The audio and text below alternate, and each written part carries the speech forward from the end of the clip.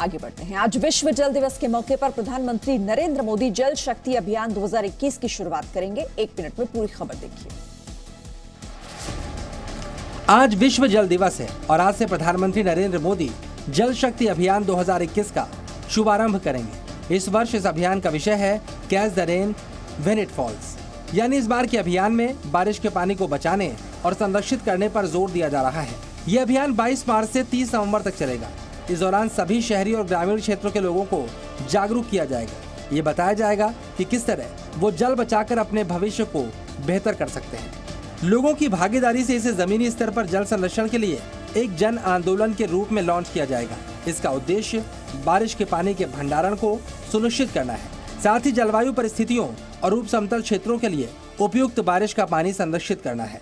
जल संचय का ये अभियान जैसे स्वच्छता का अभियान चला था, जन सामान्य का अभियान बनना चाहिए।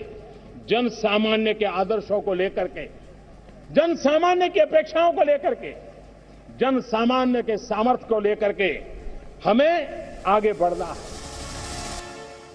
पश्चिम बंगाल चुनावों के लिए बीजेपी ने रविवार को अपना संकल्प पत्र जारी कर दिया। 1 मिनट में पूरा अपडेट। पश्चिम बंगाल चुनावों के लिए बीजेपी ने रविवार को अपना संकल्प पत्र जारी कर दिया है। संकल्प पत्र में बीजेपी बंगाल को सोनार बांग्ला बनाने समेत बहुत कुछ देने का वादा कर रही है। पार्टी ने सरकारी नौकरियों में महिलाओं को 33% आरक्षण, कटमनी, तोलाबाजी, तुष्टीकरण और घुसपैठियों से मुक्ति, बंगाल में सीए लागू करने का वादा, किसानों को प्रतिवर्ष 10,000 रुपए देने का वादा किया गया, जिसमें 6,000 केंद्र और 4,000 राज्य की ओर से मिलेगा। पीएम किसान सम्मान निधि को आगे बढ़ाते हुए 75 लाख किसानों को राशि पहुंचाने का वादा किया गया। उत्तर बंगाल, जंगल महल और सुंदरवन क्षेत्र में 3 नए एम्स बनाएंगे। सीएमओ के अंतर्गत एंटी करप्शन हेल्पलाइन की शुरुआत करेंगे। मछुआरों को प्रतिवर्ष 6,000 रुपए की सहायता राशि मिलेगी।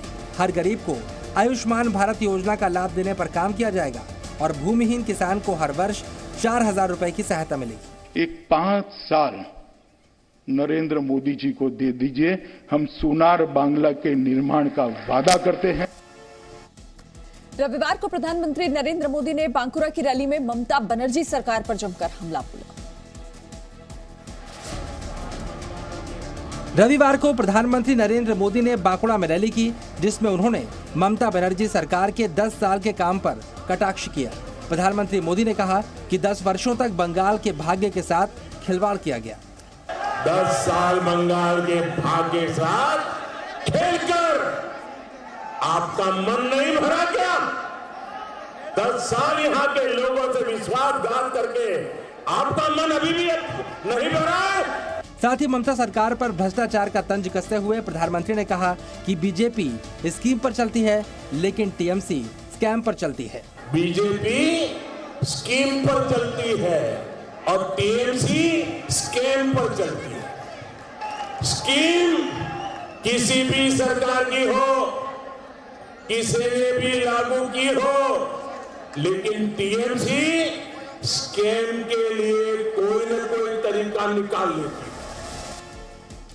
ममता बनर्जी आज बांकुड़ा में होंगी, जहां पर 3 रैलियों का कार्यक्रम है। पश्चिम बंगाल की मुख्यमंत्री ममता बनर्जी आज बांकुड़ा में 3 रैलियां करेंगी। ममता बनर्जी दोपहर 12 बजे इंदस में रैली करेंगी। इसके बाद दोपहर 1 बजे बरजोर में उनकी दूसरी रैली होगी और उनकी तीसरी रैली कोतुलपुर में दोपहर 2 बजे होगी। रविवार को ममता बनर्जी ने पूर्वी मिदनापुर की एक रैली में शुभेंदु अधिकारी पर हमला बोलते हुए कहा, उन्हें समय रहते गद्दार के बारे में सही जानकारी नहीं मिल सकी। उन्होंने शुभेंदु अधिकारी पर यह आरोप भी लगाया कि जब वो सहकारी बैंकों और राज्य सरकार के विभिन्न शीर्ष पदों पर बैठे थे, तब उन्होंने 5,000 करोड़ का गबन किया था। इस दौरान उन्होंने एक रैली में प्रधानमंत्री मोदी के लिए भी अपशब्द कह डाले। दिल्ली सरकार बीजेपी सरकार दैत्यদের সরকার, দানবদের সরকার, রাবণের সরকার, স্বৈরাচারী সরকার, দুরাচারী সরকার, দুর্যোধনের সরকার, দুঃশাসনের সরকার, গদ্দারদের সরকার, মির্জাফরের সরকার, চোরের সর্দার, ডাকাতদের সর্দার। मुंबई के पूर्व कमिश्नर की चिट्ठी पर महाराष्ट्र की राजनीति हिल गई है। 1 मिनट में पूरा अपडेट। मुंबई के पूर्व पुलिस कमिश्नर की चिट्ठी को लेकर महाराष्ट्र की राजनीति बेचैन हो गई है। रविवार को महाराष्ट्र की सियासत पर दिल्ली में एनसीपी प्रमुख शरद पवार के घर पर एक अहम बैठक हुई। बैठक में एनसीपी नेता प्रफुल्ल पटेल, अजीत पवार, सुप्रिया सुले और जयंत पाटिल शामिल हुए। बैठक के बाद जयंत पाटिल ने मीडिया से बात करते हुए बताया कि महाराष्ट्र सरकार इस मामले में जांच कर रही है और दोषी को बख्शा नहीं जाएगा। इन्वेस्टिगेशन होने की आवश्यकता है। एटीएस कर रही है, एनआईए भी कर रही है, उसको महाराष्ट्र सरकार पूरा सहयोग दे रही है और हमें पूरा विश्वास है कि इसमें जो मेन कल्प्रिट है वो जल्द से जल्द सामने आएंगे।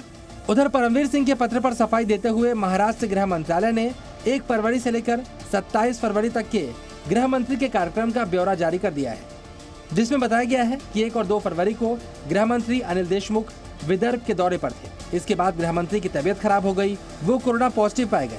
5 फरवरी को उन्हें अस्पताल में एडमिट कराया गया था और अस्पताल से निकलने के बाद वो 27 फरवरी तक होम क्वारंटीन में थे। मुंबई के पूर्व कमिश्नर की चिट्ठी पर अब एनसीपी ने सवाल उठाना शुरू कर दिया है। मुंबई के पूर्व पुलिस कमिश्नर की चिट्ठी में महाराष्ट्र के गृह मंत्री पर वसूली के आरोपों के बाद अब एनसीपी और शिवसेना ने इस पर सवाल खड़े किए हैं। एनसीपी प्रमुख शरद पवार ने कहा कि सरकार ने परमवीर सिंह को पुलिस कमिश्नर से हटाकर होमगार्ड में भेजा तो उन्होंने गंभीर आरोप लगाए। ये बात उन्होंने तब क्यों नहीं कही जब वो सीपी के पद पर थे। उधर शिवसेना नेता और राज्यसभा सांसद संजय राउत ने इस मामले पर कहा कि सीएम इस बात की जांच खुद करेंगे। चिट्ठी लिखा है तो चिट्ठी में जो लिखा है उस बारे में मुख्यमंत्री खुद जांच करेंगे। गृह मंत्री अनिल देशमुख जी ने ये कहा है कि जो लिखा है चिट्ठी में उसकी जांच हो, और मुख्यमंत्री जी को कहा है कि आप जांच करिए, तो अब मुख्यमंत्री निर्णय लेंगे। इस मामले पर महाराष्ट्र के पूर्व सीएम देवेंद्र फडणवीस ने कहा कि इस मामले में तब तक निष्पक्ष जांच नहीं हो सकती जब तक महाराष्ट्र के गृह मंत्री अपने पद पर बने रहेंगे। भारतीय जनता पार्टी की ओर से हम ये मांग करते हैं कि गृह मंत्री जी का इस्तीफा लेना चाहिए। रविवार को महाराष्ट्र एटीएस ने दावा किया कि उन्होंने मनसुख हिरेन की मौत का मामला सुलझा लिया है। रविवार को महाराष्ट्र एटीएस के डीआईजी ने दावा किया कि उन्होंने मनसुख हिरेन की मौत का मामले को सुलझा लिया है। महाराष्ट्र एटीएस ने इस मामले में एक पूर्व पुलिसकर्मी विनायक शिंदे और नरेश धरे नाम के बुकी को गिरफ्तार किया। सूत्रों के मुताबिक गिरफ्तार किया गया पूर्व पुलिसकर्मी विनायक शिंदे सचिन वजे का करीबी था।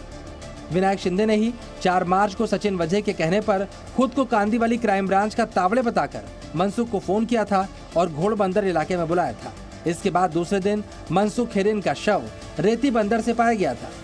वहीं दूसरे आरोपी नरेश धरे ने शिंदे को गुजरात का सिम कार्ड लाकर दिया था, जिससे शिंदे को पहचान छुपाने में मदद मिल सके। रविवार को एटीएस ने दोनों आरोपियों को थाने हॉलिडे कोर्ट में पेश किया, जहां से कोर्ट ने दोनों आरोपियों को एटीएस की हिरासत में भेज दिया।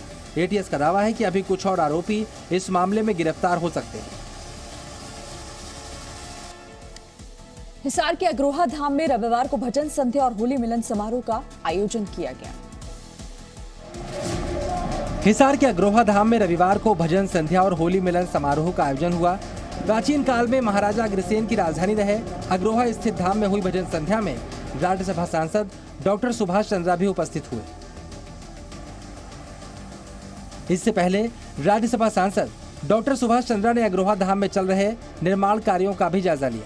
भजन संध्या का आयोजन मॉर्निंग वॉक क्लब और अग्रोहा धाम अग्रोहा विकास ट्रस्ट के संयुक्त प्रयास से किया गया था। अग्रोहा धाम के प्रांगण में होली मिलन समारोह का आयोजन भव्य रूप से किया गया है, जिसके अंदर शहर की सभी संस्थाएं और जीटीवी के चेयरमैन सुभाष चंद्रा जी पधारे हैं। मैं सभी का यहाँ दूसरे में स्वागत करता हूँ। अग्रोहा धाम देश का 5वां धाम है, जिसके साथ सभी देशवासियों की आस्था जुड़ी हुई है। और अब देश भर का कोरोना अपडेट बस 1 मिनट में देखिए। देश में कोरोना के नए मामलों की संख्या दिन ब दिन बढ़ती जा रही है। पिछले 24 घंटे में देश में 43,846 नए मामले सामने आए, जबकि इस दौरान 197 मरीजों की कोरोना से मौत हो गई। वहीं पिछले 24 घंटे में 22,956 लोग इलाज के बाद ठीक हो गए।